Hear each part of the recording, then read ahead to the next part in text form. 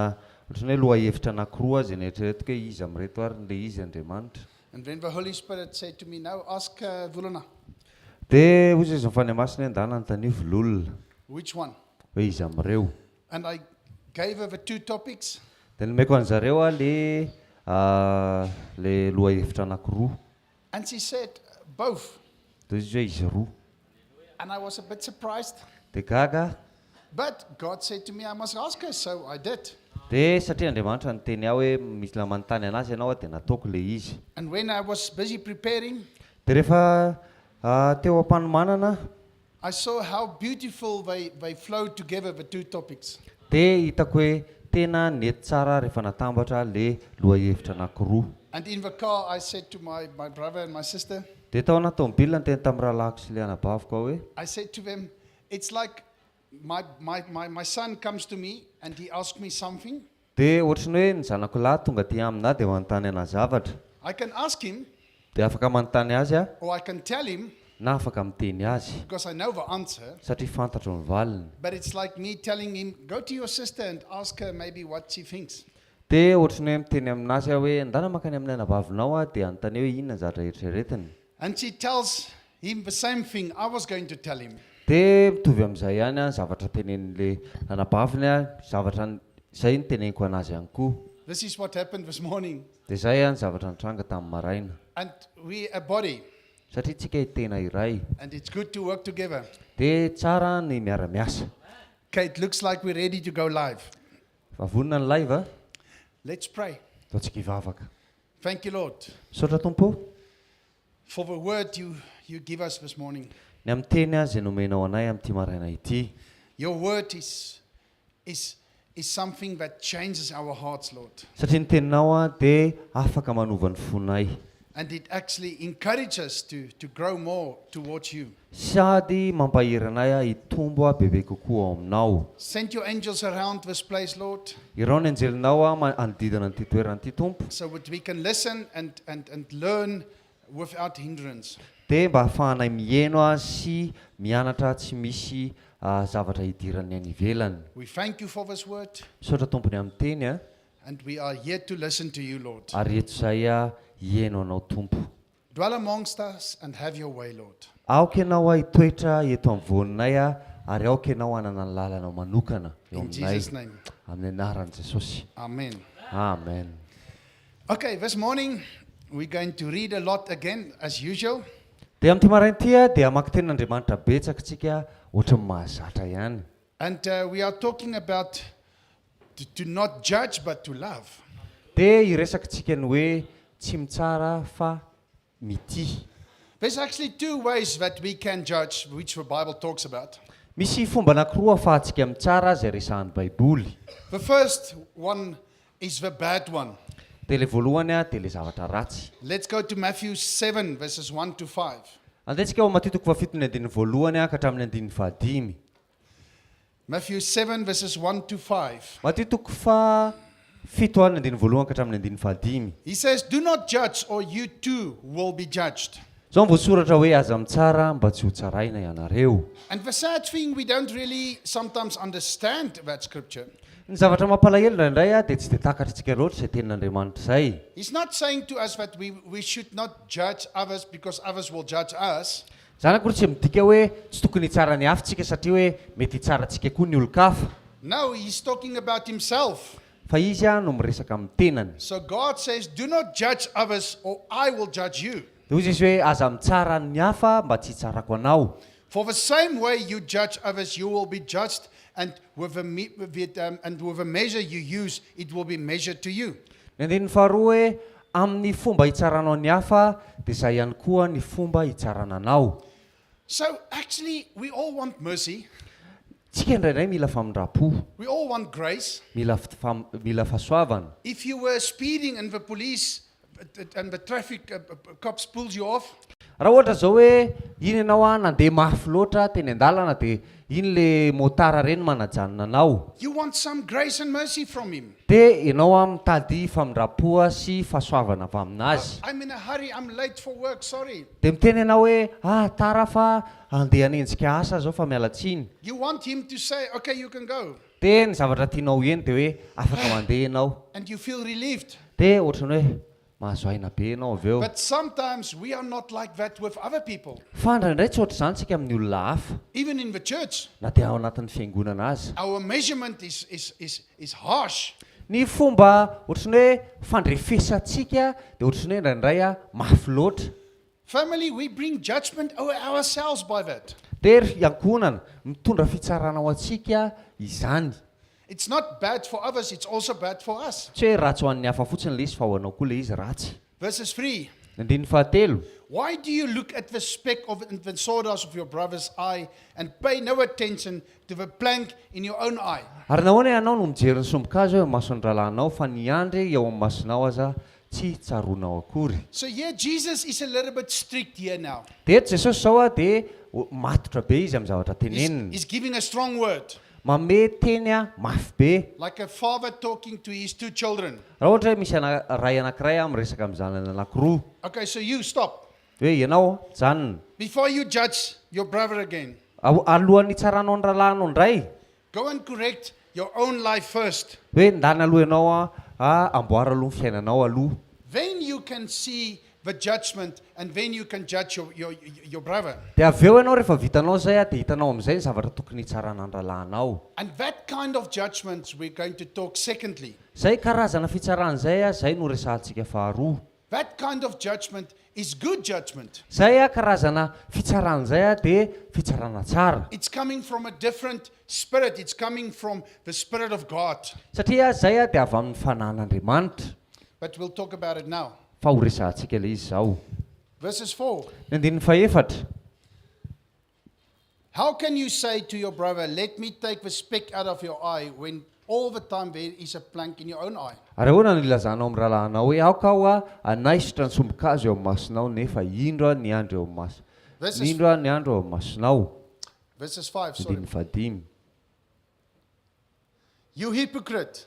First take the plank out of your own eye, and then you will see clearly to remove the speck from your brother's eye.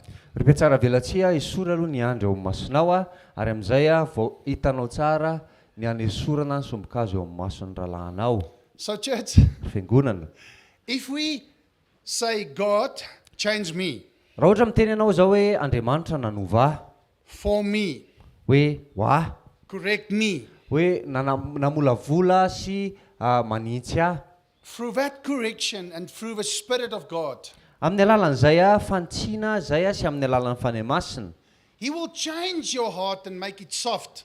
dia anova ny fonao izy a dia atonga an'izany alefaka And your judgment will almost be like a discernment. dia ny fitsaranao amin'izay fotoana izay dia ohatrany hoe fahaiza mamantatra ara-panahy Because we must be able to understand if somebody does something wrong, you need to correct them. satria mila fantatritsika hoe rehefa misy olona manao zavatra tsy mety a dia mila tongotsika manintsy azy But judgment fa ny fitsarana comes from a different way of thinking. fitsarana dia avy amin'ny fomba fisainana hafa It's like a critical spirit. ohatrany hoe manana fanahy fitsikerana zany And it's like you feel the way you think, everybody should think that way. dia ianao a fahatsapahanao a sy ny fomba fieritreretanao a dia mifieritreretanao hoe ny olona rehetra koa tokony manao ohatran'izany And people like that dia ny olona ohatran'izany always think they are right. dia mieritreritra foana hoe izy ny manana ny fahamarinana They always justify their actions. dia ery zareo a miezaka foana manamarina ny zavatra ataony They always want the final say. ery zareo a te hanana foana hoe izy no miteny farany They are never wrong.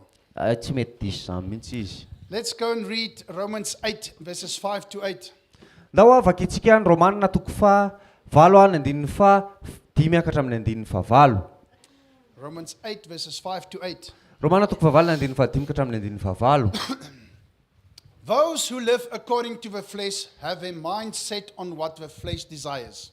But those who live in accordance with the Spirit have their mind set on what the Spirit desires. fa zay araka ny nofo a dia mihevitra izay zavatra ny nofo a fa zay araka ny fanahy kosa dia mihevitra ny zavatra ny fanahy So, If he says, those who live by the flesh is doing what the flesh desires, raha ohatra zao miteny izy hoe zay miaina amin'ny nofo a dia mikatsaka mandrakariva ny anao zavatra tetavin'ny nofo. it means you follow your own way of thinking. Dia zany dia midika hoe ianao a manaraka ny fomba fisainanao manokana.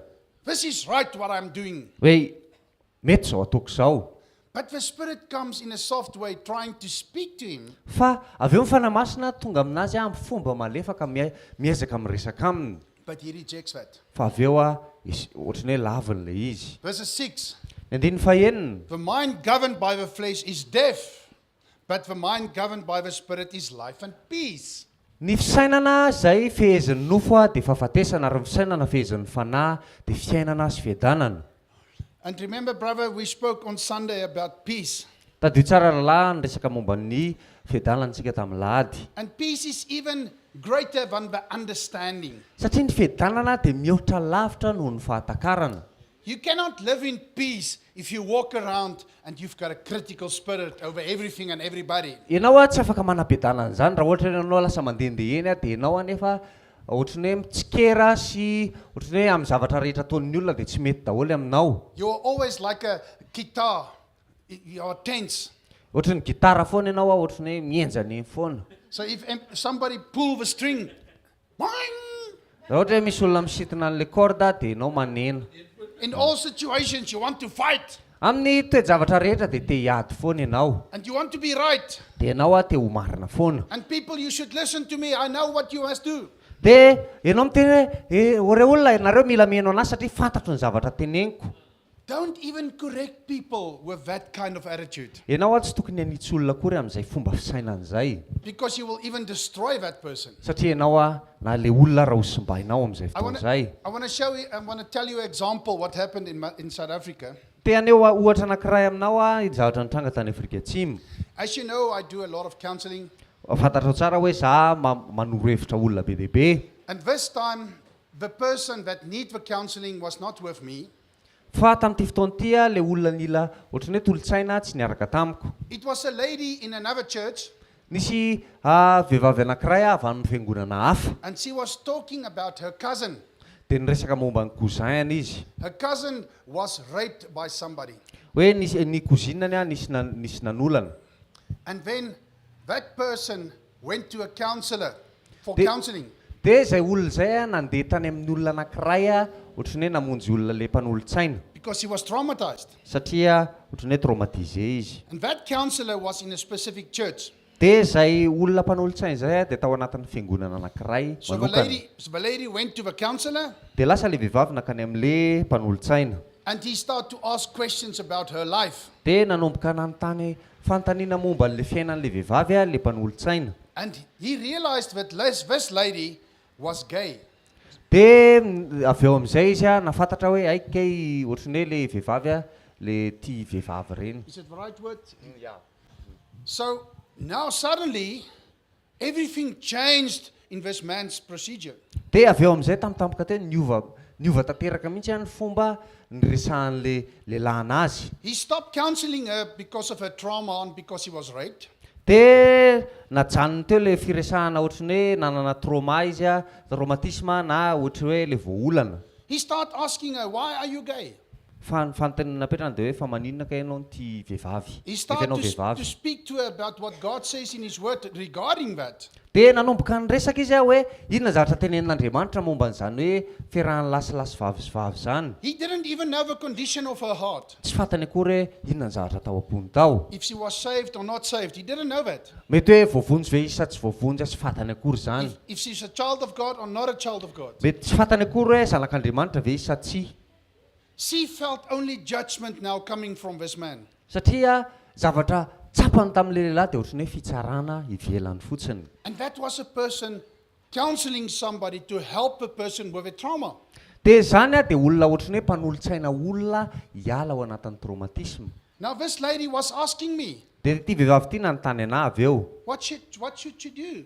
hoe inona zavatra tokony ataony. Because now this lady, this friend of hers, this cousin of hers, Satria le vehivavy anankiray zay ilay kozinany she still have a trauma, mbola manana trauma ihany. but she doesn't want to put her foot in the church ever again Dia sady tsy te hametraka ny tongony intsony anatina fiangonana mandrakizay because she feels judged. satria nitsaratsaraina izy. This is just an example of what we can do when we correct in the wrong way. Dia zany ohatra anankiray amin'ny zavatra ataontsika rehefa manolotsaina olontsika na manitsy olona amin'ny fomba diso At the wrong time, amin'ny fotoana tsy mety. asking questions out of context. Dia manmetraka fanontaniana miala amin'ilay zavatra tokony ho resahana. And what I mean is, if somebody is cut by a knife Zavatra tiako tenena dia hoe raha misy olona zao voadidiny ny antsy and is running to you dia lasa izy mihazakazaka any aminao full of blood, miaraka amin'ny rà. the question must not be, what happened? Ny fanontaniana tsy tokony hoe fihinana ny tranga. Where did you get cut? Taiza ianao ny voadidy? Why were you not responsible? Fa maninona ka ianao tsy responsable tsara? You should think when you work with a knife. Ianao mila mieritreritra tsara rehefa miasa amin'ny antsy. Church, it's the wrong time. Fiangonana fotoana You first get a cloth and something to help to stop the bleeding. zavatra tokony ataonao voalohany dia lasa ianao maka ohatrany hoe lamba dia fatoranao aloha ezahanao ajanona le rà. You even rush to the hospital. Na dia hoe na lasa ianao mandeha aingana any amin'ny hopitaly You get some stitches. dia lasa ianao mahazo paradrap You make sure the person is okay. dia ataonao azo antoka aloha hoe ao tsara le olona You take good care like the good Samaritan. dia karakarainao tsara le izy tahaka an'ilay samaritana tsara fanahy. And after that, Aorinan'izay you can have some coffee or tea with a person. dia avy eo ianao misotro kafe na dite miaraka amin'ilay olona And then you ask, what happened? dia avy eo ianao manontany hoe inona ny zavatra mitranga. Why did you use the knife in such a way? Fa maninona ka ny nampiasainao ohatr'izany le antsy? So next time you must be careful. Amin'ny manaraka ianao mila mitandrina tsara. But not in the situation. Fa tsy hoe le olona mbola ohatrany hoe miboba rà dia ianao manontany Not in the trauma. na ao anatin'ilay traumatisme. You need then to listen and to help. Fa ianao mila mihaino an'ilay olona aloha dia manampy. And church, what I'm saying is, Ry fiangonana zavatra tiako tenena dia zao we should discern hoe mila mahay mamantatra isika and should know what is good judgment dia mila mahafantatra hoe inona ny fitsarana tsara and also the timing of it. sy ny fotoana mety tokony hanaovana azy. Verses 7. Andininy fahafito. Because the mind of the flesh is enmity against God, for it is not subject to the law of God, neither indeed it can be. Satria fandrafinan'Andriamanitra amin'ny fihevitry ny nofo fa tsy manaiky ny lalàn'Andriamanitra izy sady tsy hainy akory izany. So what's coming out of your flesh is against God. Ny zavatra miainga avy amin'ny ara-nofonao dia manohatra n'Andriamanitra. He even explains to us in Galatians 5 what your flesh desires is against what the Spirit desires. Zany dia azavain'ny ten'Andriamanitra amin'ny Galatiana 5 ny zavatra tadiavin'ny nofo dia mifanohatra ny zavatra tadiavin'ny fanahy. So Romans 8 verses 8. Romana 8:8. And they that are in the flesh cannot please God. Izy hoe ary izay ao amin'ny nofo dia tsy mahay manao ny sitrapon'Andriamanitra.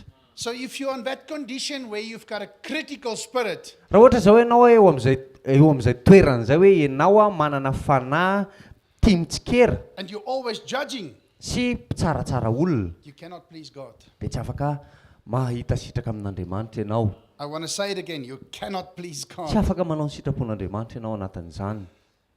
So Matthew 7 verses 6. Matitoko fafito any andininy fahenina. I didn't read it previously for a purpose. Mbola tsy mivakiko ilay izy teo ny amin'ny antony manokana. Matthew 7 verses 6, the last verse of judging. Le tenin'Andriamanitra farany ho an'ny fitsarana dia matitoko fafito any andininy fahenina. Just waiting for that. Okay, now listen to this one. Ianao tsara ange ty zavatra teneny ity. Do not give dogs what is sacred. Azo omenana alika izay masina. Do not throw your pearls to the pigs. Ary aza tsipy ao anoloan'ny kisoa ny vatosoanareo. If you do, they may trample them under their feet. Fandraho anitsaka azy izy dia ifotitra ka amiraviranareo. And turn and tear you to pieces. So why, in this context of judging, Wait. God is giving us this scripture? Hoe fa maninona ao anatin'ny hoe le firesahana momba ny fitsarana dia manome an'io tenin'Andriamanitra io Andriamanitra. He's trying to say to us, what is valuable to you? Satria izy miresaka amintsika hoe ny zavatra izay manan-danja aminao, Which is the Spirit of God. izay dia ny fanan'Andriamanitra, Don't throw it to the pigs. hoe azomena ny kisoa le izy. And let's go and read the context of first dogs, because there's dogs and pigs. Let's go and read about dogs. Ndaontsika hamaky momba ny alika, satria misy hoe alika sy kisoa ao anatin'ilay tenin'Andriamanitra. Let's go to Proverbs 26 verses 11 to understand this verse. Ohabolana toko fa 7:20. Because we need Proverbs 26 verses 11. Because we need to understand this verse very well. Satria mila azontsika le tenin'Andriamanitra. As a dog returns to its vomit, so fools repeat their folly. Toy ny amboa miverina amin'ny lohany dia toy izany ny adala miverina amin'ny adalany. And I want to say something very sensitive today.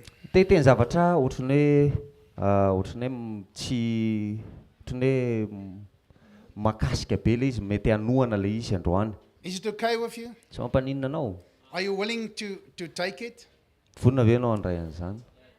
If somebody wants to correct you, Raha ohatra hoe misy olona zao te hanitsy anao, and immediately you want to justify your action, dia mbola tsy manomboka akory le olona dia ianao te hanamarina sady ny zavatra nataonao. doesn't matter what it is. Tsy mampaninona hoe inona le izy. We had some interesting conversations the other evening. Nisy resaka zay nafinaritra nataonay indray hariva zay. We talked about clothes, we talked about what to wear, what not to wear. Dia niresaka izay momba ny akanjo inona ny tokony hanaovana sy tsy tokony hanaovana.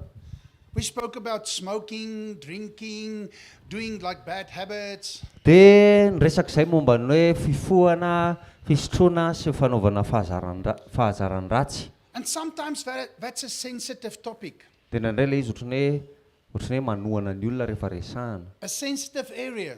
Ohatrany hoe manohana rehefa resahana izay momba izay toe-javatra anankiray izay. When I started to preach, Fa rehefa manomboka mitory teny aho, I was doing like this all the time. dia za manao an'izao foana matetika. I was doing it because I was nervous. Satria ohatrany hoe miasa saina be dia manao an'izay. And then later I was doing things like this. Dia avy eo indray lasa manao zavatra ohatr' izao. And my wife told me this. Dia izao no teneniny vadiko tamiko.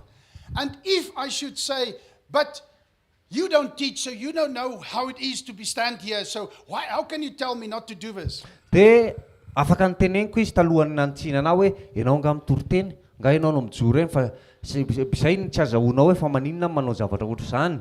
Then through my reaction, she will next time not tell me something like that. Dia amin'ny alalan'izay famaliako azy zay dia mety amin'ny manaraka mety misy zavatra tsy mety ataoko fa tsy hanintsy anahy izy amin'izay fotoan'izay. Then she can't tell me my shoes doesn't fit my clothes. Dia tsy afaka miteny anahy izy amin'izay fotoan'izay hoe tsy mifanaraka mihitsy nge le kiraro anaovanao amin'ilay akanjo anaovanao iny. So a question, does it?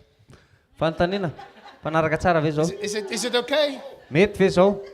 Voila. So, if you are always justifying your actions, Raha ohatra ianao miezaka foana manamarina ny zavatra ataonao, people doesn't want to correct you anymore. dia tsy misy olona te hanitsy anao intsony. And that's a bad place to be. Tena toerana ratsy misy anao amin'izay fotoan'izay rehefa tonga eo amin'izay ianao. And this is what a dog do. Dia izany zavatra ataon'ny alika. He goes back to the vomit all the time. Dia lasa izy rehefa mandoa dia verenany hohanina foana iny. And this is what we can do. Dia izany zavatra afaka ataontsika. Doing the same things over and over and over. Hoe verina foana tsika manao zavatra anankiray miverimberina eo foana. And it bothers other people, but you just continue because you do not want to be corrected. Dia le izy manelingelina ny hafa fa nefa avelan'ny hafa manohy ianao satria ianao tsy dia ho ahitsy. Let's go to 2 Peter 2 verses 22. It's even in the New Testament. Tia 2 Peter 2 verses 22. Petera faharoa toko faharoa ny andininy faharoa amby roapolo.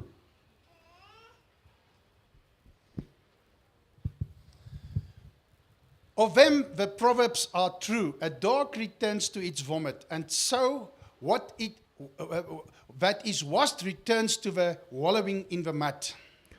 Efa miantra amin'ny ny ohabolana marina hoe ny ambono miverina amin'ny lohany Ary ny kisovavy efa misasa dia misy botaka indray. So here he brings in the pig. Dia eto indray hoentiny le kisoa. You just washed him. Vao avy nisasanao izy teo. Now he goes back to the mud and roll in the mud because he wants to be dirty. Dia lasa indray izy misokosiny eo amin'ny fotaka eo satria te haloto izy. Are you starting to understand what Jesus wanted to say in Matthew 7 verses 6? Mety azonao amin'izay ve hoe inona zavatra tiany Jesosy resahanao amin'ny Matteo toko fitony andininy fahaenina. So church, if somebody wants to be a dog or a pig, Ry fiangonana raha misy te olona te ho tahaky ny likana ny kisoa, he doesn't accept your correction or your peace. tsy raisiny ny fanitsinao sy ny fiadanana avy aminao. I told my sister about a sensitive story about a brother of mine.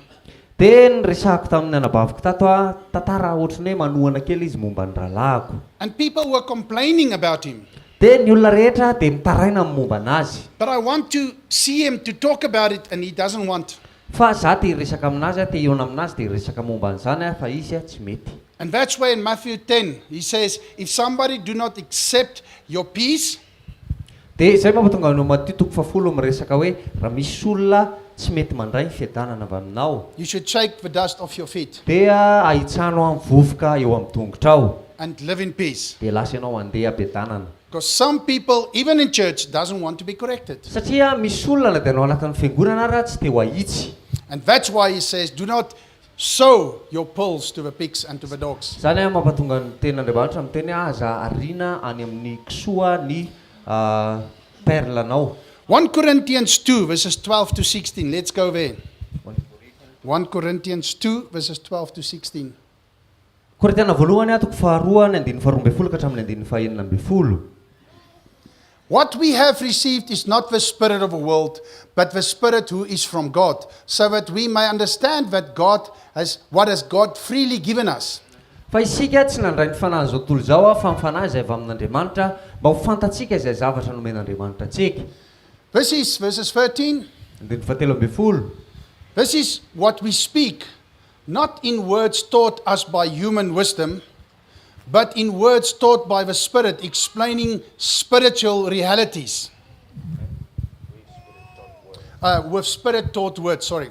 Izany koa nolazainay, tsy amin'ny teny ampianarany fahendren'olona, fa amin'ny teny ampianarany fanahy, raha milaza zava-panahy amin'izay olona araky ny fanahy izahay.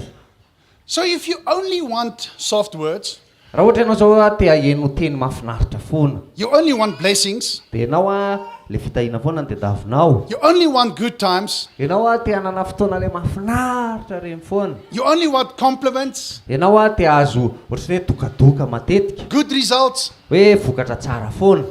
church, then you are not in this world. Dia ry fiangonana zany midika fa tsy eto amin'izao tontolo zao ianao.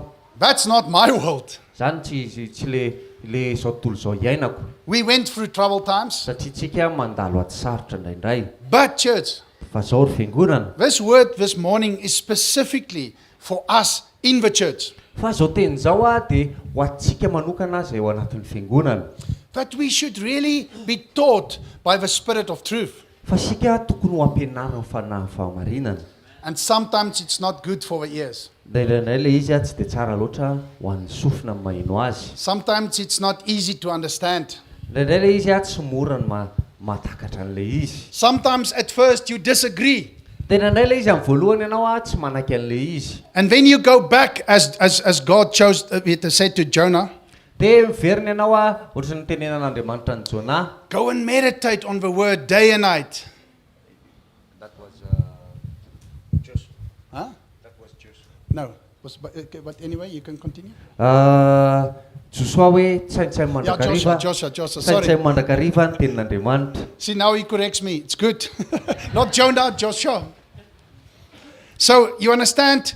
You have to meditate on the word day and night. Dia ianao mila misaintsaina ny tenin'Andriamanitra andro manalina. And if somebody gives you a word from God, Dia raha misy olona manome teny ianao avy amin'Andriamanitra, go and meditate about it. dia saintsainy le izy. Think about it. Eritrereto tsara. And even come back to the person. Dia avy eo ianao afaka miverina any amin'ilay olona. Say, I want to thank you Dia miteny misaotra anao for your boldness and your obedience. sy ny tamin'ny fahasahiana nananao sy ny fankatoavana nananao. And that encourages his faith as well. Dia zany dia mampitombo ny mampahery ny finoany ihany koa so that we can grow closer to Christ. dia mba ahafahantsika manakaikai kokoa an Kristy. Verses 14. Andininy 14. The person without the Spirit does not accept the things that come from the Spirit of God, but considers them foolishness and cannot understand them because they are not discerned only through the Spirit. Fa ny olona izay araka ny nofo ihany dia tsy mba mandray izay any fanahin'Andriamanitra fa fahadalàna amin'izany sady tsy azony. Fahadalàna amin'izany sady tsy azony satria araka ny fanahy no hamantarana izany. So, dear family, Ry ankonana mahafinaritra. we should really listen to what God is trying to say to us. Mila mihaino tsara tsika ny zavatra ezahan'Andriamanitra tenenina antsika. We should not be foolish. Dia tsy tokony ho adaladala tsika na Even izay. at first, we do not understand the things that people are telling you. Dia mety amin'ny voalohany mety tsy azonao le hoe inona le zavatra tenenin'ny olona anao le ohatrany hoe manao fihetsika hafahafa soatra izany. And sometimes it's not easy to comprehend the things. Dia indraindray tsy mora no mahatakatra an'le zavatra, mahazo an'le zavatra. But we are formed that way. Fa ohatrany hoe volavolaina tao anatin'izany tsika. And it helps us to treat others the same way. Dia manampy antsika izany ohatrany hoe anao any zavatra tiantsika ataon'ny olona amintsika That we can grow stronger mba ahafahantsika mitombo. together in Jesus Christ. Miaraka ao amin'ny Jesosy Kristy. Verses 15, the person with the Spirit makes judgments about all things. But such a person is not subject to the merely herdman judgment. Fa ny olona araka ny Human fanahy judgment. kosa dia mahafantatra ny zavatra rehetra kanefa izy tsy fantarin'olona. You see the difference here in judgment? Mahafantatra hoe inona ny fahasamihafana eto amin'ilay hoe fitsarana. The one is a critical spirit, the one I was talking now. Le tamin'ny voalohany teo le resahako teo dia hoe fanamitsikera. And the other one is judgment, like almost discernment from God. Dia le anankiray hoe famantarana sy fitsarana avy amin'Andriamanitra. And that comes through the Spirit. Dia izany dia avy amin'ny fanahy masina. Let's read verses 16. Dia ny 15 no vakitsika. For who has known the mind of the Lord so as to instruct him? But we have the mind of Christ. Fa iza no mahafantatra ny sain'ny Tompo mba hampianatra azy fa izahay manana ny sain'i Kristy. That is very big. Zavatra tena ngeza be zany. To have the same mindset as Jesus Christ. Hoe ianao manana fomba fisainana mitovy amin'iny Jesosy Kristy. So when we do not have it, Dia rehefa tsy hananantsika le izy, God will send somebody to help you to have it. dia Andriamanitra niraka olona any aminao mba hanampy anao hanananao an'le izy. And God's mindset is to help you. Dia ny fisainan'Andriamanitra dia hanampy anao. But our mindset sometimes is to feel offended by correction. Dia ny fisainantsika indraindray dia ohatrany hoe rehefa tenenina ianao rehefa hitsy ianao dia maratra. Even if you do strange things all the time, Raha ohatra hoe manao zavatra mahafahafa ianao matetika. and people is saying, but why are you always scratching your nose? Dia miteny le olona fa maninona ka nikitikitianao foana ny orinao e. That's a small thing, but we need to be able to be corrected. Fa zavatra kely le izy fa mila hitsitsika. You understand? Azonao ve zany? And sometimes people, they clearing their throat. Dia ny olona ohatran'le nataony teo ohatrany hoe manadio ny tendany foana matetika. It's not a nice sound. Tsy dia tsara loatra ny maheno an'le izy. Imagine I stand here and all the time. Izy mahay tsara an'le izy. Sorry, sorry. We can have bad habits. Tsika afaka manana fahazaran-dratsy indraindray. And we must be open for correction regarding that. Dia mila misokatra foana tsika andraisantsika fantsiana momba an'le izy. Even speeding. Na dia hoe ianao mandeha mafy io ary. Once in South Africa, I was with a person, he came to fetch me. Ndray andro zay tany Afrika Atsimo niaraka tamin'ny olona zay dia izy nandeha nakanahy. And I was going to preach in his church. Dia za andeha hitory teny any amin'ny fiangonana misy azy. He was going with his Land Rover. Dia izy nandeha niaraka tamin'ny Land Rover-any. He was going like 220 kilometers an hour on the highway. Dia nandeha izy 220 km/h tany amin'le autoroute. And my eyes was closed. Masoko nakipoko. He asked me, what are you doing? Dia nanontany anazy hoe fa maninona ianao, inona ny zavatra ataonao? I'm saying, I'm praying, God, if this is my last day of life, it's okay. Just If there's any sins I didn't confess, please take it away. Dia tena teny tamina hoe vavaka nge zao ny ataoko hoe tena amin'Andriamanitra hoe tompo raha tia ny andro farany iainako a dia fona aminao raha misy sahatra mbola tsy mibebaky dia mifona fa afaka mandeha amin'izay avy eo. He says to me, are you afraid? Dia ozy izy taminao hoe fa matahotra nga ianao? I said, yes. Dia hoe ie. He says, why? Dia izy hoe fa maninona? I said, because the speeding limit in South Africa is 120 kilometers an hour. Satria any Afrika Atsimo a nisy ny afaingana mandeha farany a afaka andehananao a dia 220 kilometatra isan'ora. I said to him, at 120 kilometers an hour, it's everything is good with the Holy Spirit. Dia hitanao a satria raha mandeha 120 km/h ianao a dia mbola mahafinaritra amin'ny fanahy masina zay. At 160 kilometers per hour, the Holy Spirit gets out. Amin'ny 160 km/h dia lasa efa mivoaka ny varavarakely ny fanahy masina. At 200 kilometers an hour, the devil gets out. Dia amin'ny 200 km na dia vola rehefa niala. So please, this is too fast for me. Dia ozy tamina hoe tena mba mainga fa mafy loatra le izy.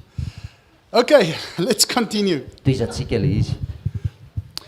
We should stay away from people that doesn't want to be corrected. Isika mila manalavitra ny tenantsika amin'ny olona tsy mety ahitsy. And if we are guilty, there's two things we do. Dia raha ohatra mahatsapa hoe melokotsika dia misy zavatra anankiroa afaka ataontsika. We say thank you, Dia mitentsika hoe misaotra and we repent, dia mibebakatsika. and we walk away from it. Dia ialatsika le izy. Don't go back and eat the vomit again. Dia tsy lasa indray ianao miverina dia mihinana an'le loha. Many people rejected Jesus even. Ny olona matetika mahatsapa ohatrany hoe na ilika na Jesosy ary nge natsapa an'izany. Let's go to John 6, Jerentsika amin'ny Jaona toko fahenina. verses 60 to 71.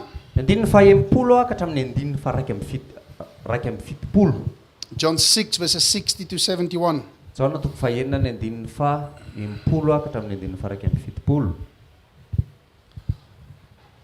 On hearing it, many of his disciples said, now you must understand, if you are a disciple, Alohan'ny amakitsika ilay ten'Andriamanitra, raha ohatra ianao mpianatra dia misy zavatra ty mila azonao. that means you already gave your life to Jesus, Izany midika hoe ianao a efa nanome amin'ny fiainanao an'i Jesosy, even baptized. efa natao batisa. Now you are following Jesus. Dia izao ianao zao a manara-dia an'i Jesosy. So here he says, on hearing it, many of his disciples Ka ho maro tamin'ny mpianany noho ny nandre nanao taminy hoe said, this is a hard teaching, we cannot accept it. sarotra izany teny izany a, izany a no mahaino, izy no mahaino izany. Ohatrany hoe sarotra amin'ny mandray an'le izy. Again, I say, this is for people in the church, Dia averiko indray hoe olona ao amin'ny fiangonana no miteny an'izany. followers of Jesus. Mpanara-dia an'i Jesosy. Then, aware of what, verse 61, aware that his disciples were grumbling about this, Jesus said to them, does this offend you? Ary fantatry Jesosy a tao am-pony a fa momonina tamin'izany ny mpianana. Ka dia hoy izy taminy, manafitoena anareo va izany? And that's why many times I've said previously, Ary izany mampatonga ana teny a imbetsaka. if you are offended Raha ohatra ianao zao hoe tafitohana na maratra, and you goes in a offense mode, dia lasa ianao a ohatrany hoe mandeha amin'le mode tafitohana eny. the Spirit cannot work with you. Dia tsy afaka miara-miasa aminao a ny fanahy masina. The Spirit cannot talk to you. Dia ny fanahy masina tsy afaka miresaka aminao. And church, offense is always taken. Dia hitanao a satria ny fanafitohinana dia zavatra raisina. It's not given. Satria tsy zavatra omena le izy. So, can I take an example? Can I take one of that? Just give me one. Asafari. Okay, take. If I have this, Raha ohatra izao a manana an'ity zavatra ty, and this is a word Jesus gives to me to give to Michael. dia ohatra hoe tenin'Andriamanitra, nomen'Andriamanitra anazy izaho omena amin'ny Michael. So I hold it against him, Dia tazomiko eo aminazy le izy. and he takes it. Dia raisiny le izy a. Whose is it now? Mine or his? Dia iza ny tompony izao a, izy sa za? It's his. That's why I say, if this is offense, Dia izany mampatonga ana amin'ny teny hoe raha ity izao a le fanafitohinana, and I give it to him, dia omeko anao le izy. and he takes it, Dia raisiny, it's with him. dia miaraka aminy. Now we walk around with this offense. Dia lasa ianao a mandehandeha eny a miaraka amin'le fanafitohinana. And it makes us bitter. dia lasa mba tonga antsika mangidy le izy. And next time it makes us hard not to take something. Dia amin'ny manaraka le izy lasa ohatrany hoe sarotra ho antsika amin'ny mandray zavatra. Thank you, brother. Saotra rahalahy. So if somebody is correcting you in a judgmental way, not in a way from the Spirit, Raha misy olona zao mitsaranao ohatrany hoe mitsaratsara fotsiny anao izy fa tsy avy amin'ny fanahy le izy. don't take it. Dia aza raisina. I was working with a lady, she was married to this man. Dia nisy fotoana niara-niasa tamina vehivavy anankiray nanambady lehilahy iray. But he's taking care of her. Dia izy mikarakara anazy. He doesn't walk around sleeping with other women. Le lehilahy akory tsy hoe lasa mandeha dia matory miaraka amin'ny vehivavy hafa. He doesn't prevent her to go to church. Izy akory tsy manakana anazy hoe aza mandeha any am-piangonana. But he's hitting her. Fa le lehilahy mamono azy. He's abusing her with her hands. Tena ohatrany hoe manararoatra azy amin'ny tanana izy. And she said to me, must I divorce him? Dia nanontany anazy hoe tokony hisaraka aminy ave. I says, I cannot tell you to divorce him because what God says about divorce is not if somebody hits you, you divorce him. Dia hitanao hozy taminazy hoe sarotra ho arany teny aminao zany hoe hisaraka aminazy ianao satria ny baiboly tsy miteny raha misy mamono anao dia ndana sarao izy. I said to her, I know it's difficult, Hozy taminazy hoe fantatro fa sarotra le izy. but let's pray together for a good plan. Fa ndao tsika hivavaka mba hahafahana manana planina tsara. And I said to her, after the prayer, Taorianan'le vavaka nataonay dia zao ny zavatra niteneniko taminy. next time if he wants to hit you, Dia amin'ny manaraka raha ohatra hoe te hamely anao izy you put up your hand dia ataonao ambony ny tananao and you say, stop in Jesus' name. dia miteny ianao hoe mijanona amin'ny anaran'i Jesosy. I love you, my husband. Dia teneno izy hoe tiako ianao ry vadiko You're a good man. hoe lehilahy tsara ianao. But the hitting stops in Jesus' name. Fa le famonoana mijanona amin'ny anaran'i Jesosy. He couldn't hit her anymore. Tsy afaka namono anazy sony le lehilahy taorianan'izay. Because there was power in the name of Jesus. Satria misy hery ny anaran'i Jesosy. So now they are married happily. Amin'izao hery zareo tena sambatra ny tokantranony. Because she took a stand in the word. Satria nijoro izy tao amin'ny tenin'Andriamanitra. And I could have told her as a counselor, no, if somebody is hitting you, you cannot live like that. Go away and divorce him. Za amin'ny mampanolotsaina ana afaka niteny taminazy hoe raha ianao miara-miaina amin'ny olona mamono vady zany andany ianao mandeha dia tonga dia sara ho any izy. Let's continue to read. Toizantsika amin'ny famakina. Verses 62. Then what if you see the Son of Man ascend to where he was before? Maika fa raha mahita ny zanak'olona miakatra ho any amin'izay toerany taloha ianareo. That's now Jesus telling them, so if you see me going back, you will also not believe it. Dia hoy izy Jesosy hoe na dia mbola hitanareo ary miverina any amin'le niviko taloha mbola tsy inonareo. And listen to this now, verses 63. The Spirit gives life. Dia ny andininy fa telo ambinipolo ny fanahy no manome fiainana. The flesh counts for nothing. Ny nofo tsy mahasoa na amin'ny inona na inona. The words I've spoken to you, they are full of a spirit and life. Ny teny izay nolazaiko taminareo dia fanahy, feno fanahy sy feno fiainana. And you know what he was talking about? Mahafantatra hoe inona zavatra tiany tenenina? He was talking about the communion. If you eat my body and if you drink my blood. Niresaka izy momba ny fandraisana, hozy izy hoe raha mihinana ny nofoko sy misotro ny drahako ianareo. So church, if you hear somebody say you must eat my flesh and you must drink my blood, Ianao zao raha ohatra hoe miteny mahen'olona miteny aminao hoe ianao hohaninao ny nofoko dia sotronao ny drahako. but you've got that judgmental spirit, Fa ianao manana an'izay ohatrany hoe fanahy pitsikery zay. always listening for something somebody is saying wrong, Dia ny andrasanao fotsiny dia hoe inona ny zavatra tsy mety tenenin'le olona. finding fault in everything, Mitady fahadisoana ianao amin'ny zavatra rehetra. not accepting the word, Fa tsy mandray an'le teny. opening your heart Manokatra ny fonao. and ask the Spirit to help you to understand this word. Dia mangataka ny fanahy masina ianao mba hafahanao matakatra an'le teny. Then you immediately resist that word. Dia amin'izay fotoan'izay ianao rehefa tsy izay nataonao dia manohatra an'le teny ianao eo ny eo. Verse 64, yet there are some of you who do not believe. For Jesus had known from the beginning which of them did not believe and who would betray him. Fa misy sasany aminareo izay tsy mino. Fa fantatry Jesosy hatramin'ny voalohany izay tsy mino sy izay hamatika azy. Verse 65, he went on to say, Yep. this is why I told you that no one can come to me unless the Father has enabled them. Ary hoy izy, izay no lazaiko taminareo fa tsy misy olona mahay manantona raha tsy nomeny ny ray azy izany. And the sad thing is many people was elected but few are chosen. dia mizatra mampalahelo dia hoe be dia be ny olona ny safidiana be dia be ny olona ohatrany hoe eluya fa vitsy ny voasafidin'Andriamanitra. And church, it depends on us. Ry fiangonana miankina amintsika izany Because we are in the world, satria eo amin'izao tontolo izao tsika and when we come to Christ, dia rehefa tonga eo amin'ny Kristy He wants to take the world out of us. dia tiany Kristy esorina ao anatintsika izao tontolo izao. He wants to take the world out of us. Izao tontolo izao a tiany alana ao anatintsika. We cannot continue in the same way, Tsy afaka mitohy tsika hoe manao an'ilay fomba taloha ihany thinking and acting the same way we previously did. hoe misaina sy manao zavatra ohatry ny fanaontsika taloha. As we said yesterday, somebody that's in Christ Tahaka ny tenentsika tamin'ny omaly raha misy olona ao amin'ny Kristy is a new creation. olona vaovao izy, Is a new person.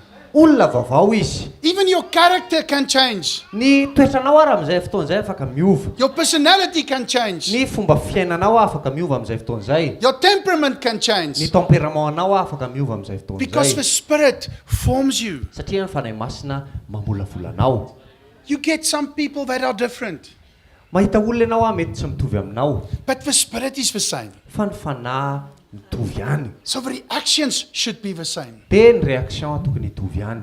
What you feel is different than somebody else, Ny zavatra tsapanao a mety tsy mitovy amin'ny ny hafa but the way you react should be the same. fa ny fomba famalianao a tokony hitovy. You understand what I'm saying? Azonao ve zavatra tiako tenenina Because that's what the Spirit do. satria izay a ny zavatra ataon'ny fanahy masina. That's what unity is. Zany a ny hoe firaisana. Let's continue to read verses 66. From this time, many of his disciples turned back and no longer followed Jesus. Hatramin'izany a noho izany dia maro tamin'ny mpianana no nihemitra ka tsy nanaradia azy intsony Because they didn't like what they heard. satria tsy tiany a ny zavatra heniny, Because they didn't understand what they heard. satria tsy azony a ny zavatra heniny, They were following the flesh. satria izy nanaraka an'ilay nofo fotsiny, They were stubborn and arrogant. satria ohatrany hoe besaina sy masika ry zareo, Critical and judgmental. kritika, mpitsikera sy mpitsaratsara fotsiny. That's why they left. Izay no nampatonga anazy ny ala. Do you not want to leave too? Verses 67, Jesus asked the 12. Ny andininy fa fito amby enimpolo a dia hoy Jesosy tamin'ny amby amin'ny folo lahy hoe tamin'ny roa amby folo lahy hoe ianareo koa va tsy mba te hiala. And Simon Peter answered him, Dia hoy Simona Petera taminy, Lord, to whom shall we go? You have the words of eternal life. Tompo akany amin'iza moa zay a, ianao no manana ny tenin'ny fiainana mandrakizay. And you know, I like to share stories. Hitanao a za tena tia mizara tantara. My daughter, when she was 15, Rushay, and I love her so much.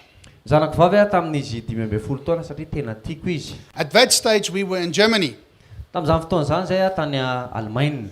And she was giving me a lot of troubles about going this, going there, doing this, doing that. Dia izy a ohatrany hoe manome fahasarotana anazy zay satria hoe ndao ary, ndao anao an'izao, ndao ary, ndao anao an'izao. I asked her, do you like this country? Dia izy taminazy tianao nga ty firenena ty? She says, yes, very much. Dia izy hoe ie tena tiako be mihitsy. I said to her, my name, Meindert, is German. Dia izy taminazy hoe ny anarako Mainderta avy any Allemagne. So I think we should look for you for a family. Dia izy taminazy hoe mila tetavana ankonana ty angamba ianao. And you can stay behind because you are an adult, you don't need me. Dia izy taminazy hoe afaka mijanona ty ianao a satria efa olon-dehibe ianao zao dia tsy mila anahy intsony. She was very surprised. Dia taitra be izy. And the whole day she was walking. Dia tamin'ilay tontolo andro izy nandeha tongotra teny. She was very afraid to ask me or tell me anything. Dia natahotra izy a ny anontany a na hametraka fanontaniana anahy. And later she came to me, Dia avy eo izy a nanatona anahy. saying to me, Daddy, I'm sorry. Dia izy taminahy hoe dada miala tsiny a. I now understand what I did. Dia izao a azoko amin'izay hoe inona ny zavatra nataoko. I'm sorry, I didn't want to offend you. Dia miala tsiny a fa za tsy te handratra anao akory. Please, I want to go back to you, to Hey. South Africa. Za te hiverina iaraka aminao any Afrika Atsimo. I do not want another father. Tsy te hahazo ray hafa zany a aty. I love you and I know you were only trying to teach me a lesson. Tiako ianao ary fantatro hoe ianao a te hampianatra lesona foana. And that improved our relationship a lot Dia zany a dia ohatrany hoe nampivoatra ny fifandraisanay because I spoke the truth. satria ny teny anazy a fahamarinana. Jesus was telling many times Jesosy directly what he thinks. Jesosy a ny teny mbetsaka tamin'ny olona zavatra direkta, zavatra eritreretiny.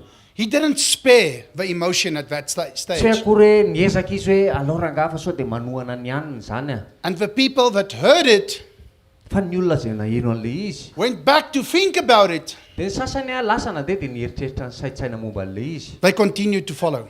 Dia nanohy nanaradia azy. And here even Peter says, but where shall we go? What shall we do? Because we know that you've got the truth in your hands. Dia Petera raha ny tena anazy hoe hoaiza ary izay, aiza ny tokony alainay fa ianao no manana ny fahamarinana. It's the same reaction my daughter had. Dia mitovy amin'izany ihany a le zavatra nataon'ny zanako vavy. Verses 70.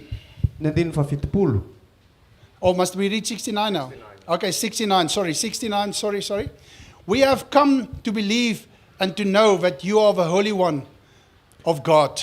Ary zay a mino a ka mahalala fa ianao a ilay masin'Andriamanitra. So can you see, even through this word that was a little bit confusing to hear, eat me and drink me, Hoe hitanao a tamin'le tenin'i Jesosy hoe ohatrany hoe nampaverivery an'le mpianatra hoe hoan'ny nofoko a dia sotroy ny rahako. it even increased the faith of the disciples that stayed with him. Dia nampitombo a ny finoana izay nanana ny mpianatra izay niara nitoetra tamin'le izy. But the ones that was offended, they went away. Fa le olona izay ohatrany hoe nandray ratra dia lasa izy nandeha, tafotoana dia lasa izy niala. And this is not where we want to be. Tsy te hanao an'izany tsika.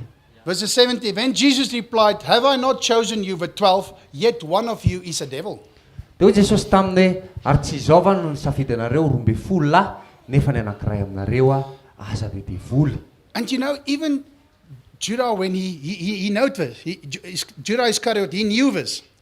Judas nalala an'le izy. He knew this, and still he was hardened.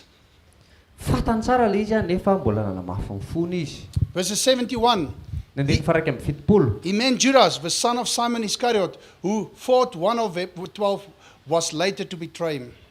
Fa izy a nilaza tamin'i Judas sanaky Simona Iskariota fa izy no ilay efa hamadika azy a nefa isan'ny 12 lahy. So he was one of the 12, but he betrayed Jesus. Izy anisan'ny 12 lahy nefa izy namadika an'i Jesosy. And church, the sad news is, Fiangonana zavatra mampalahelo dia zao. sometimes even in church, people betray Jesus. Dia hitanao a na ny olona raha ao anatin'ny fiangonana dia mamadika an'i Jesosy. They don't follow the word anymore. Tsy manaraka ny teny intsony izy zareo. So I want to finish off with the part which is a bad judgment. Dia tia marina amin'le hoe fitsarana ratsy. Now we come to the right judgment. Dia izao tsika hiditra ao amin'le hoe fitsarana mety. It's not a problem to judge, Tsy olana no mitsara but in the correct way.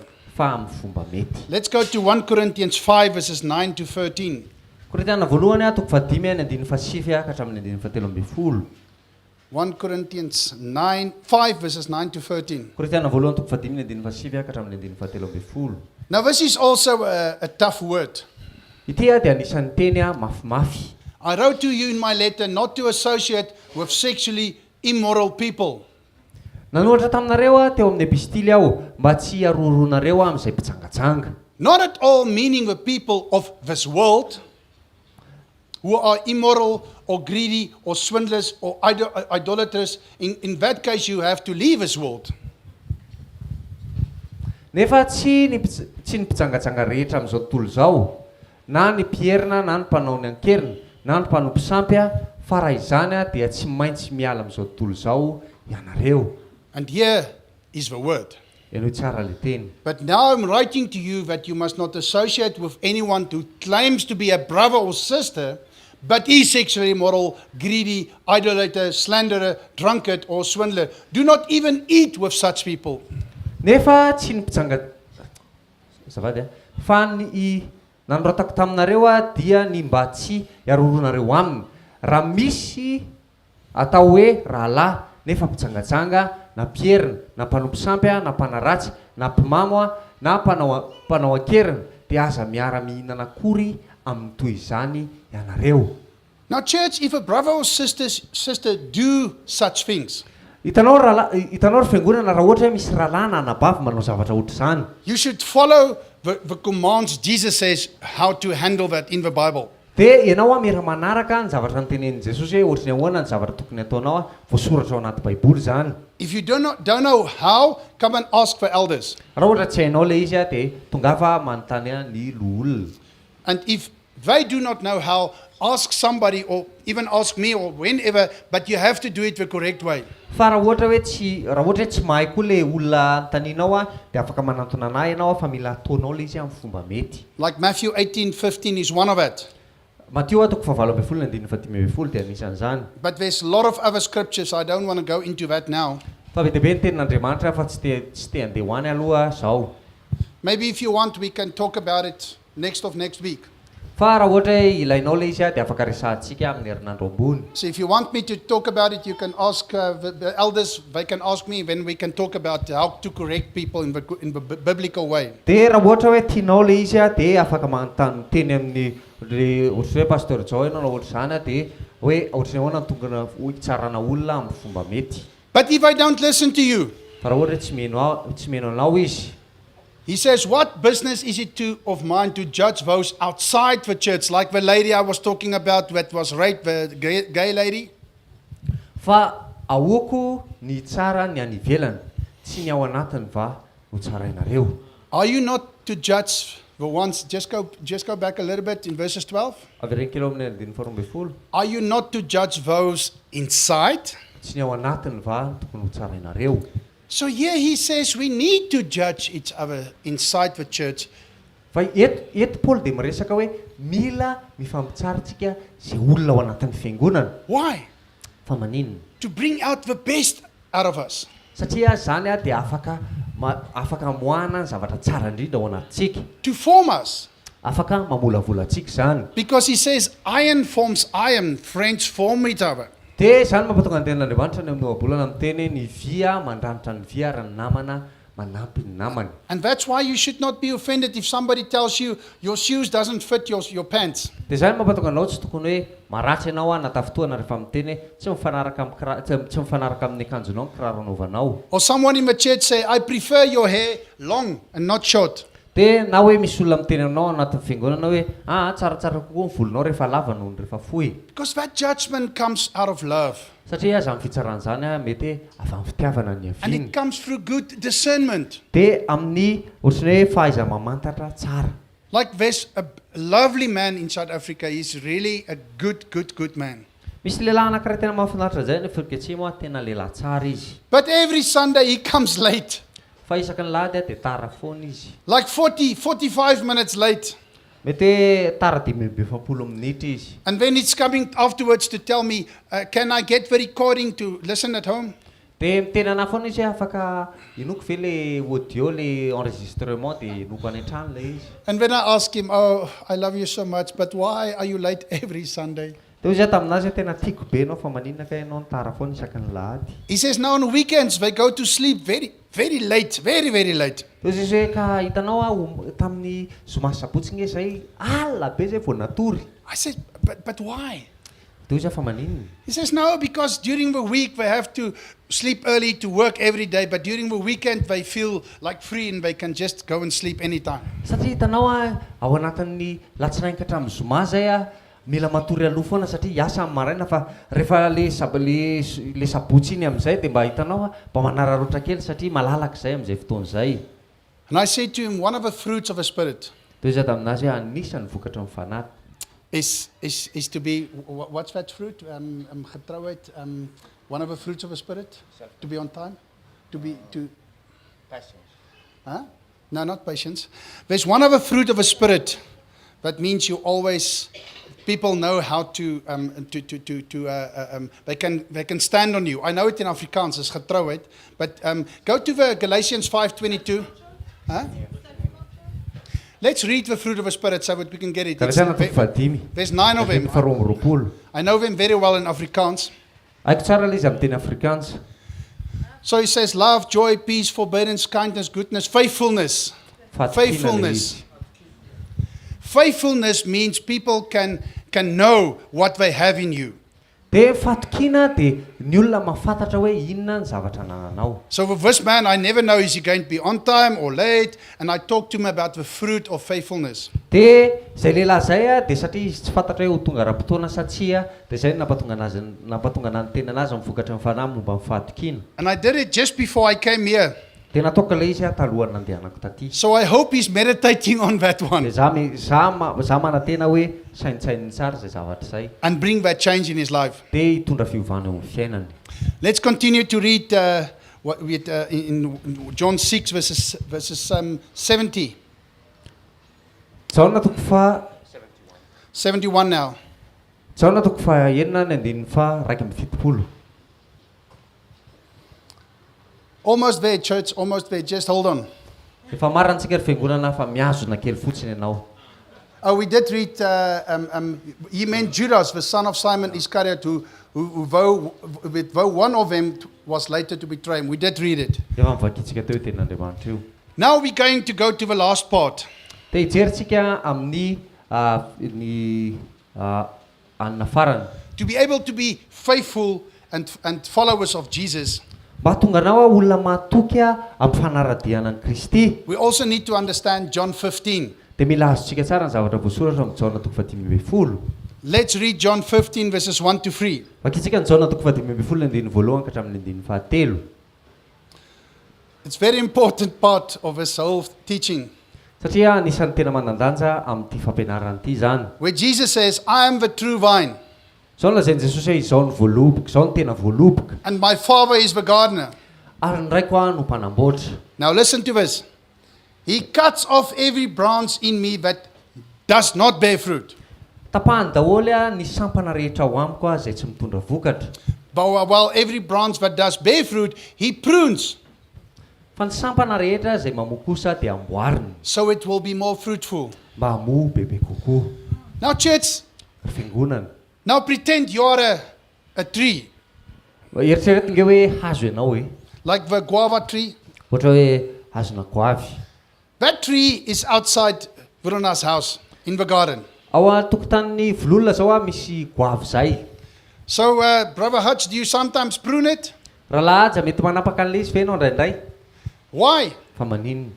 To bear more fruit. Mba hahafahany mitondra vokatra bebe kokoa. And since I've been here, we eat every day from that guava tree. Dia hatramin'izay natongavako teto dia isan'andro izay mihinana amin'izay goavy zay. And it's good. Tena tsara ilay izy. But if it was not bearing fruit, it was just a tree. Satria fa raha ohatra hoe tsy mitondra vokatra ilay izy dia hazo fotsiny. And he will not pay any attention to it. Dia sisy rarahiny an'ilay izy avy eo. And even if it's in the middle and David says he cannot play soccer, he will cut it off. Dia raha ohatra eny ampovoan'le tokotany ilay izy dia hozy izy Davida hoe za tsy afaka milalao baolina dia mety ho tapahany ilay izy. Because it's got no purpose. Satria tsy misy antony akory ny. You understand what God is saying here? Mafantatra hoe fa inona ny zavatra tian'Andriamanitra teneniny eo. So, whatever, church, if we want to bear fruit, we have to be cut. Dia hitanao ry fiangonana raha ohatra ianao te hitondra vokatra dia mila ratsanana. We have to be pruned and formed. Mila ratsanantsika dia volavolaina. And sometimes people will come to you and correct you in many ways. Dia indraindray ny olona tonga eo aminao dia manintsy anao amin'ny fomba maro And samihafa. also encourage you in many ways. Sy mampahiry anao amin'ny fomba betsaka. Saying you look very good today. Hoe ianao tena mahafinaritra amin'ny paozinao zany androany. I like your hair. Tena tiako be ny volonao. You've got beautiful eyes. Ianao tena manana maso mahafinaritra. Even men to men, we don't have to romance. Na dia samy lehilahy raha tsy hoe akory ianao hoe ifampikoty. I said to Brother Hutch this morning, he came out and said, you look very good. Dia tamin'ny maraina teny tamin'ny rahalahy atsy tena mahafinaritra be ianao zany androany. Church, to compliment, we want to hear it. It's good for us. Hitanao ny miteny zavatra tsara amin'ny olona dia mahafinaritra ny olona mihaino azy. Brother, I love you. Ohatra hoe rahalahy tiako ianao. I always, when I'm not with you, I miss you. Dia rehefa tsy miaraka aminao dia malahelo anao foana. And last time when I came here and you didn't see me, I was sad. Dia tamin'izaho tonga taty tamin'ny volana Desambra dia tsy teo ianao dia nalahelo. Do you like to hear this? Ianao hoe tianao maheno zavatra ohatra zany. It's good. Mahafinaritra zany. I think turn around and give a compliment to anybody around you. Za mieritreritra hoe mila mitodika eo amin'ny olona akaikinao ianao dia mba tokafanao kely izy. Even stand up and give somebody a hug, Raha ohatra please. hoe na mila mitsangana ianao dia manome câlin an'ny olona eo akaikinao ohatra. Come, give me a hug, brother. I love you. I love you too.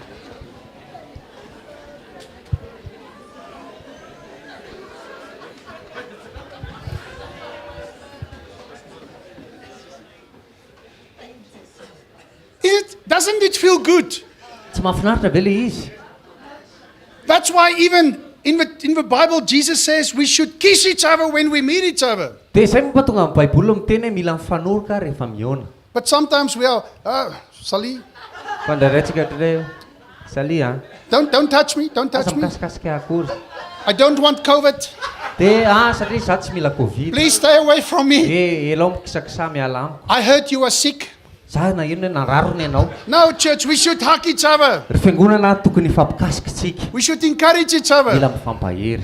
That's part of fruit bearing. Zany dia anisan'ny mitondra vokatra. Do you know that they don't know that in South Africa you kiss each other when you meet? Oh, that you can tell them? Hitanao any Afrika Atsimo rehefa mihaona ny olona dia manao bisou. Tsy ilay bisou ohatra ny antsika amin'ny takolaka fa tena eo amin'ny molotra. I even kiss my son. He's 23 years old. Ny sanan'lahy zao rehefa mihaona aminy dia atao bisou eo amin'ny molotra. Telo amby roapolo taona izy It's in the Bible. satria ao anaty baiboly zany. But anyway, let's continue. Fa tsy manino zany aho fa tezatsika ihany. Parenthèse kely iny. Ruben, I love you, my son. Ruben tena tiako ianao ry zanako lahy. You are already clean because of a word I have spoken to you. Efa madio rahateo ianareo noho ny teniko izay nolazaiko taminareo. Remain in me as I remain in you. Nitoera amiko tahaka ny toerako ao anatinareo. No branch can bear fruit by itself. It must remain in the vine. Tsy misy sampana afaka mamokatra vokatra amin'ny tenany manokana fa tsy maintsy mitoetra miaraka amin'ny voaloboka. Neither can you bear fruit unless you remain in me. Dia tsy afaka mitondra vokatra koa ianareo raha tsy mitoetra ao amiko. So church, think about what I'm doing now. Ry fiangonana eritrereto tsara ke zavatra ataoko zao hoe Now I am fruit. za zao vokatra. I'm that guava fruit. Za zao le goavy. What do I do on that tree? Inona kay zavatra ataoko eo amin'le hazo? I just hang. Za miantona eo fotsiny. I don't do anything. Tsy manao ninina akory aho. I just remain in the branch. Za mitoetra fotsiny eo amin'le hazona goavy. I rely on the farmer. Dia za miankina amin'le tantsaha. I cannot water myself. Za akory tsy hoe alasa ianao za dia hiasa ho an'ny tenako. I cannot prune myself. Za tsy afaka andratsana ny tenako. I just hang Fa za miantona eo fotsiny. and wait until I'm ripe. Dia miantro fotsiny aho hoe rehefa vokatra, And rehefa masaka. then I can be good and tasteful and acceptable for the people around me. Dia za amin'izay fotoan'izay ohatrany hoe mahafinaritra sy matsiro ho an'ny olona mihinana izay manodidina anahy eo. Does it make sense? Misy tikina aminareo ve zany? But sometimes we have a mind of our own. Fa naretsika manana fisainantsika manokana. Now we have a fruit Isika zao le vokatra. saying, hey, farmer, Dia miteny hoe ry tantsaha, I need more water. mila rano bebe kokoa. I'm too much in the sun. Put me in the shade a little bit. Be loatra le masoandro ametrahanao anahy eto fa apetrao kely eo malomaloka. Hey, branch, Batapao kely you must hold me more tight. ianao mila fatoranao tsara. I don't want to fall off. Tsy tenjera. Hey, branch, Ry sampana. I must be bigger, but please make me bigger. Dia te ho ngesangesaka kokoa fa ataovy lehibe kokoa. No, church, we just hang. Ry fiangonana miantona eo fotsiny tsika. That's why he says, abide in me. And that's what Peter says, where shall we go? Because we know you are the truth. Zay mampatonga ny hoe zay mampatonga ny ten'Andriamanitra miteny hoe mila mitoetra amiko ianareo ary zay nampatonga ny Simona Petera ny teny hoe hoaiza moa zay. Let's continue to read verses 5. Ny andiny fahadimy vakitsika. I am a vine, you are the branches. If you remain in me and I in you, you will bear much fruit. Apart from me, you cannot do nothing. Izao ny voaloboka ianareo ny sampana. Izay miray amiko ary izaho aminy dia amobe izy fa raha misaraka amiko ianareo dia tsy mahay manao na inona na inona. And that's why Jesus says in Matthew 5 verses 3, blessed are those who knows how dependent they are on me. Dia izay mampatonga Jesosy miteny any amin'ny Matteo 5:7 hoe sambatra ny olona izay mahafantatra ny fiankinany amiko. So in humbleness, I can't even breathe if Yeah. it's not from God. Amin'ny fanetretena za raha tsy afaka miaina raha tsy avy amin'Andriamanitra le izy. So if I walk around mivunta and I don't want to be corrected in church, I am not from God. Dia raha ohatra za zao mandeha eny amin'ny toerana rehetra eny dia mirearea mibotsimbotsina amin'ny olona rehetra eny dia tsy avy amin'Andriamanitra izany. So next time when somebody corrects you, you only say thank you. Dia manaraka raha misy olona tonga eo aminao ka manitsy anao dia ny zavatra tokony teneninao dia hoe misaotra. You only say thank you. Teny fotsiny ianao hoe misaotra. Because that is what Jesus asking us from us. Satria zany ny zavatra taken'i Jesosy amintsika. That's how I prune you. Zay fomba fandratsanany anao. Verse 6. Ny andininy faheniny. If you do not remain in me, you are like a branch that is thrown away and withers. Such branches are picked up, thrown into the fire and burned up. Raha misy tsy miray amiko dia ariana ny ivelany tahaka ny sampana izy ka malazo ary angonina izy ka tsy be ao anaty afo dia ho may. And that's when you do not abide and do not listen. Zany rehefa hoe tsy miankina aminy ianao sy tsy mihaino azy. We are finished. Let's just read. If you remain in me, verse 7, and my words remain in you, ask whatever you wish and it will be done for you. Raha miray amiko ianareo ka mitoetra ao anatinareo ny teniko dia hangatao izay tianareo na inona fa ho tonga eo aminareo zany.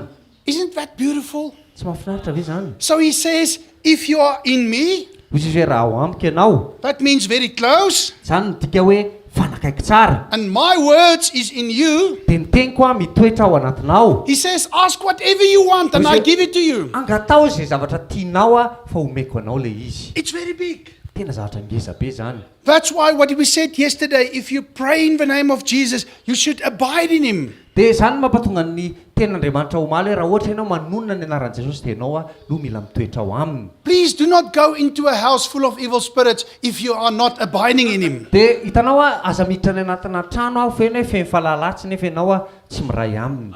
You know the sons of Sceva, what happened with them? Mba fantatrao ny zanaky Skeva. That Fantatrao ny evil zavatra forces, nitranga taminy. they were throwing him around in the room. Dia ny devoly namotipotika azy sy ohatra nanipitsipy anazy tao anatin'ny trano. Because they came in their own strength. Satria niankina tamin'ny heriny manokana izy. So I know my time is finished, so I just want us to pray. Fantatro hoe efa tapitra ny fotoanako fa tiako tsika hivavaka. Let's pray. Thank you, Lord. Saotra Tompo, We want to be your children. zay te ho zanakao. And Jesus, we want to be your friend Dia zay Jesosy te ho namanao and your brother. sy rahalahinao. And you say to us, Ary zao ny zavatra teneninao aminay, we should abide in you. zay mila miara-mitoetra ao aminao. We are sorry if we were stubborn previously, Mialatsiny aminao zay raha be londra indray. not wanted to be corrected. Tsy te ho ahitsy. We go in offense mode. Dia lasa zay mandeha ohatrany hoe amin'ny mody tohana. Lord, make our hearts soft Tompo, aoka alefaka ny fonay so that we can accept you mba ahafahanay mandray anao even when you correct us.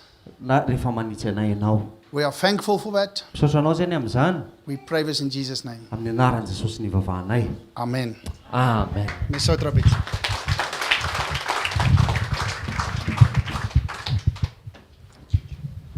mahazo toerana vetivety avy atrantsika tianao fanatitra ho fisaorantsika an'Andriamanitra ny amin'ny asarobidy amin'ny famangin'Andriamanitra antsika teto. Amen. Ny fitombona dia ao anatin'ny fantsiana rehefa manaiky hitsintsika dia izay tsika izay no mitombo. Ary amin'ny fantsiana dia Andriamanitra mandefa ny teniny ary Andriamanitra mandefa ny mpanompony ary Andriamanitra afaka mampiasa ny piraitam-po aminao ara-panahy ary lasa vonona ianao ny androso amin'ny fahatanterahana. Amen. Dia marisika sy mazoto ianao mandre fantsiana satria fantatrao fa mahasoa anao zany. Tandremo izy ny mpanompon'Andriamanitra teo ny toe-po mitsikera sy mora mitsara. Fa le fitsarana tsara kosa ozy izy dia ianao entin'ny fitiavana manintsy ampitiavana ny piraitam-po aminao mba ahafahan'le olona mandroso. Amen. Voatantsika androany amin'ny anaran'i Jesosy. Amen. Ny fotoanantsika manaraka miaraka amin'ny rahalamanderta dia amin'ny larbi heriny rehefa taverina avy any Majanga satria départ Majanga zareo demain dia mba ho fitahiana ho an'ny hvkl-mission ny fatongava manao hiraka ito Madagasikara. Alleluia. Amin'ny zoma amin'ny heriny mbola izy no mandray ny ny fizarana ny teny dia amin'io tsika manomana arak'izay apetraky ny tompony anatin'ny fotsika ny fahafahantsika mankasitraka an'Andriamanitra ny amin'ny fandalovany eto a izy tsy ny teny hoe manaova an'izany a izy tsy ny teny hoe tokony hanao an'izany fa isika ny mahatsiaro tena hoe olona avy any firenena mety hiteny ianao hoe etsy Afrika atsiny hoe tsy lavitra dia mandehana any arany dia hitako hoe tsy lavitra le izy fa nisy dépense atao anatin'izay a nisy sacrifice a marina fa nandreny feo an'ny tompo izy dia nankatoa any amin'ny côté an'izay fa ny aty amin'ny côté antsika kosa falitsika satria any ambadimbadika misy olona tsy avelan'Andriamanitra andry raha tsy tonga eto hitondra ny teny a ho ahy a sy ho anao dia manomana izay ny anatin'ny fonao raha voarenao mihitsy nisy zay ndrela izy dia aza mbola manao aloha fa rehefa renao hoe tena marina tokoa zany fa ndeha mba hitondra ny anjara koa fa voatata amin'ilay fandalovana sy izay mbola ampiasan'Andriamanitra azy amin'ny mercredi amin'ny heriny sy amin'ny vendredi dia manomana dia raha ohatra renao hoe tsy ho afaka ianao amin'ny larobia sy amin'ny zoma dia afaka tonga apetraka amin'ny pasteur Sandra dia miaraka tolontsika amin'ny zoma heriny amen na fotoana antsika manaraka zoma hariva zao a sy sabotsy maraina tahaka ny tsy miova zoma hariva amin'ny 4 ka hatramin'ny 9 sabotsy maraina amin'ny 7 ka hatramin'ny 9 sasany dia manasa antsika mpitiavana foana mahazo to foana mamaly ny invitation tompo a ho tonga mifanatrehany amen na anao ny tsodranotsika halleloia mangataka ny mpanompon'Andriamanitra raha metraka ny tsodrano na miaraka amin'ny zaza ary tsy maninona ty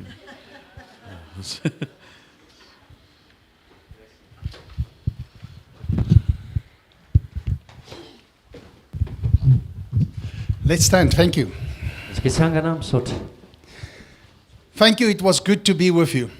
Misaotra betsaka fa tena nafinaritra be niaraka taminareo. And I'm looking forward to be back. Dia efa manomana sady ny fiverenana indray a. Let's pray. Votsika hivavaka. Lord, let your love be Tompo with ao ny us fitiavanao a hiaraka aminay and abide in us. sy toetra ao anatinay We want to abide in you. satria izay a te toetra ao aminao.